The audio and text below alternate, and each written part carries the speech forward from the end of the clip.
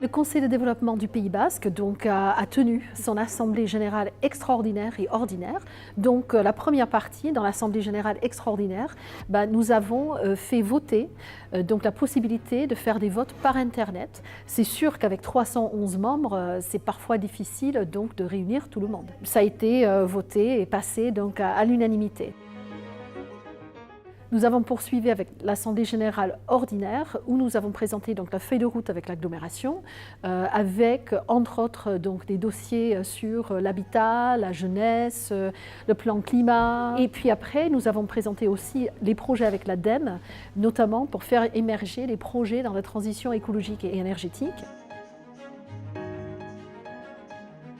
Nous avons continué avec 5 ateliers, notamment avec quelques sujets que nous n'avions jamais travaillé vraiment au Conseil de développement, comme le transfrontalier et puis le rural-urbain. Nous avons aussi donc 3 autres ateliers sur l'habitat, sur l'innovation sociale et sur l'égalité homme-femme ou femme-homme.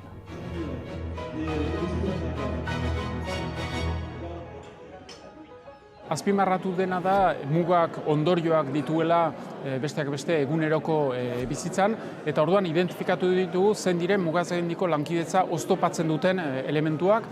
Hor agertu dira elementu nagusi bezala ezberdintasun administratiboak, eskumenen mailan eta finantzamentu mailan dauden diferentziak, baina horrez gain garrantzi berezia eman zaio hizkuntzak duen premiak eta bestearen hizkuntza ez menperatzeak zer nolako oztopoak suposatzen dituen, ez bakarrik zuzeneko komunikazio oztopatzen baitu, baina horrez gain ere beste hizkuntza ez menperatzeak eragiten duela bestearen errealitatea, bizimodua, kezkak ez direla ezagutzen eta bestearekiko ez dela benetako jakin-minik eta kuriositaterik eta horrek benetako oztopo bat suposatzen duela.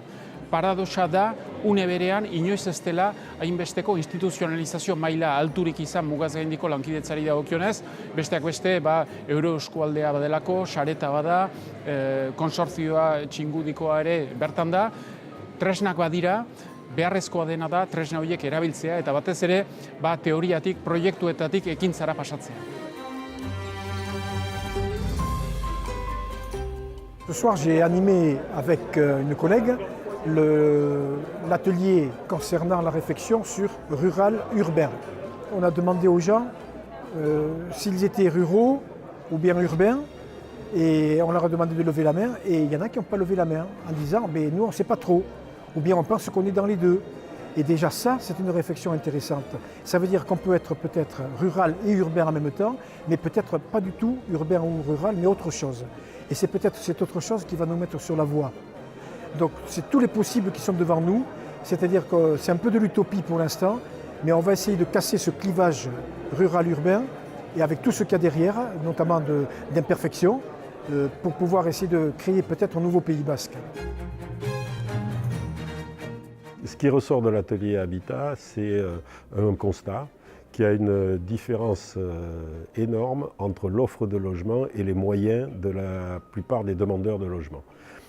Principalement sur la zone tendue. Ce qui est aussi vrai d'ailleurs sur le périurbain et sur le rural.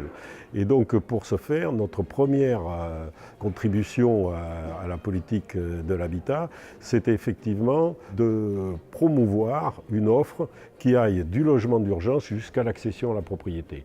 En n'occultant pas aussi les besoins en matière foncière qu'il faudra développer grâce à l'EPFL, grâce aux opérations publiques d'aménagement et grâce à l'Office foncier solidaire que va créer l'EPFL et le COL, tout en préservant la qualité de l'ensemble de la production de logements.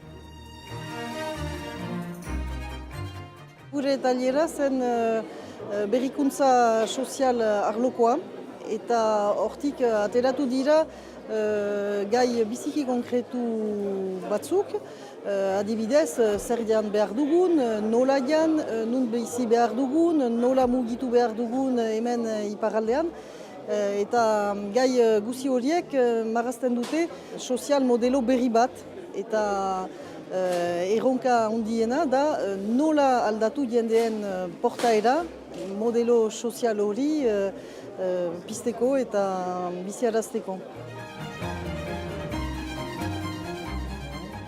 Sur un sujet extrêmement simple comme l'égalité homme-femme, femme-homme, L'atelier, ça a été un atelier extrêmement riche. Donc si je dois résumer 3 idées fortes qui en sont ressorties, un, c'est de commencer par faire un état des lieux au niveau du territoire avec un instrument de veille sur la situation.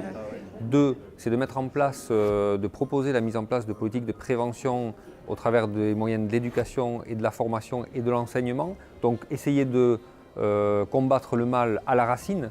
Et 3, c'est de voir aussi quelles sont les structures d'accueil. Je rappelle qu'on est sur une thématique égalité femmes-hommes, mais qui n'est pas réservée uniquement à cette thématique-là, mais qui s'élargit aussi à toutes les luttes contre toutes les formes de discrimination. Donc ça veut dire qu'il faut regarder aussi quelles sont les structures d'accueil qui sont à notre disposition sur le territoire, dans le cadre de ces luttes contre les formes de discrimination, quelles qu'elles soient d'ailleurs, et qui intègrent aussi des violences faites aux femmes. Parce qu'il y a des violences qui sont faites aux femmes, pas que sur la côte où on peut trouver des structures d'accueil qui existent, mais dans l'intérieur du Pays Basque, ça peut exister aussi. Et si la question se pose, et elle s'est posée, on a eu des cas par le passé, il faut pouvoir aussi répondre à ces situations de détresse.